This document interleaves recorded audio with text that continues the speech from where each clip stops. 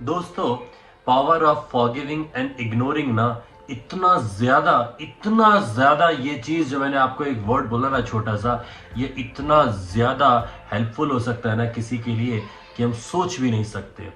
हमारे साथ हमेशा लाइफ में, देखिए लाइफ है, लाइफ के अंदर ना जब भी आप रहेंगे तो आपके साथ बहुत सारे लोग होंगे, बहुत सारी बातें होंगी, वो अच्छी भी होंगी और वो बुरी भी होंगी। कई बार ऐसा होगा आपसे सीनियर है, आप कई बार आपसे जूनियर है, जो कुछ आपको कहेगा या उसमें गलत जो आपको बुरा लग सकता है, जो कि उसको नहीं कहना चाहिए था, या फिर कुछ इस तरह की चीज़ें होंगी जो आपको अंदर तक हिला देंगी और आपको मन करेगा कि किसी के साथ ऐसा कुछ मैं कर दूं, कुछ तो कर दूं, इसके साथ मुंह तोड़ दूं, मतलब समथिंग लाइक दिस, कुछ इस तरह से हम सोचेंगे।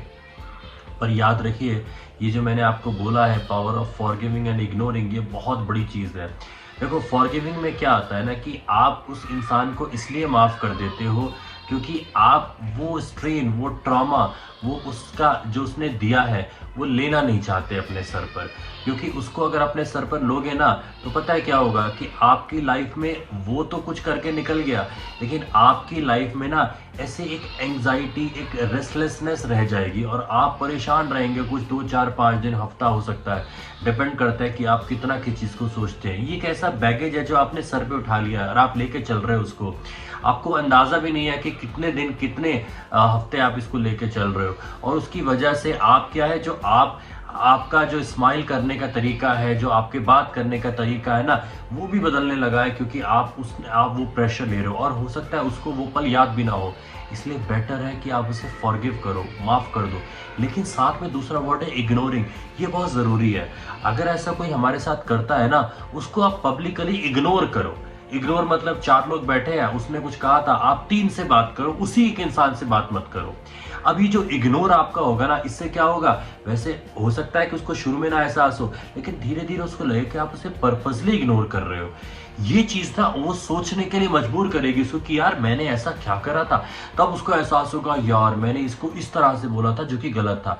अब पता है क्या होगा, इससे जो उसकी कॉन्शियसनेस बढ़ेगी ना इस इंसान की, तो वो कॉन्शियसनेस की वजह से आपके साथ जो गलत बोला वो तो वो कॉन्शियस रहेगा ही कि अगली बार इसके साथ गलत नहीं बोलना।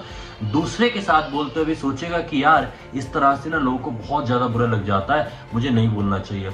अगर आप उसी टाइम उससे लड़ लोगे ना तो पता है क्या होगा, उस टाइम अगर आप उसे लड़ोगे ना, पता है क्या होगा, उस टाइम तो उसे गुस्सा आ रहा था, अब आप भी उसे लड़ लिए, वो भी आपसे लड़ेगा, आप भी उसे लड़ोगे। अब होगा क्या, उसको अपनी बात तो याद नहीं रहेगी उसने कितना गलत आपको बोला था, लेकिन आपकी सारी बातें याद रहेंगी क्योंकि आपने उसके रिप्लाई में जो भी दिया वो सारी बातों का रिकॉर्ड रखेगा कि उसने तो ऐसा बोला था तो इसलिए मैंने ऐसा बोला, उसने ऐसा कहा इसलिए मैंने ऐसा कहा। लेकिन जब आप बोलते ही कुछ नहीं, आप चुप हो जाते हैं, जस्ट अंदर से आपने फॉरगिव कर दिया उसको लेकिन इग्नोर कर रहे हैं, तो आप सोचिए उसके पास ऐसा कोई स्टेटमेंट नहीं है, कोई बात नहीं है, कोई ऐसा आइडिया नहीं है उसके पास जो आपकी तरफ से आया हो नेगेटिव वाला, जिसको वो कह सके, अपने आप को झूठी तसल्ली दे सके कि इस वजह से मैंने इसके साथ ऐसा बर्ताव किया था। उसको कुछ है ही नहीं ऐसा। ये चीज ना अंदर से इतनी गिल्ट फीलिंग करा देती है ना, मोस्टली तो करा देती है, कोई एक आध अगर इसको गिल्ट तब भी फील नहीं होता तो छोड़ दो, वैसे भी आप इग्नोर कर ही रहे हो। लेकिन अगर गिल्ट फील उसको थोड़ा सा भी होता है ना, तो यही आपकी जीत है। यहां पर वो अपने आप ही अंदर फील करेगा आपको सॉरी बोलने का, वो बोलने पर ना बोल पाए, लेकिन उसकी आंखों से पता चले कुछ टाइम बाद कि वो सॉरी उसको फील हुआ है।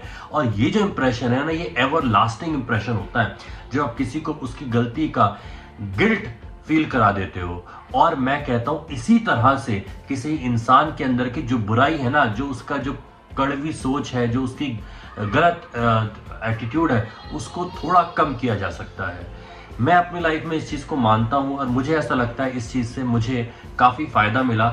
और मेरे आसपास के लोग अगर उन्होंने कुछ ऐसा किया तो आगे से वो खुद ही कॉन्शियस हो गए कि इसके साथ ऐसा नहीं बोलना है। आप लोगों को क्या लगता है, मुझे ज़रूर बताइएगा। Thank you so much.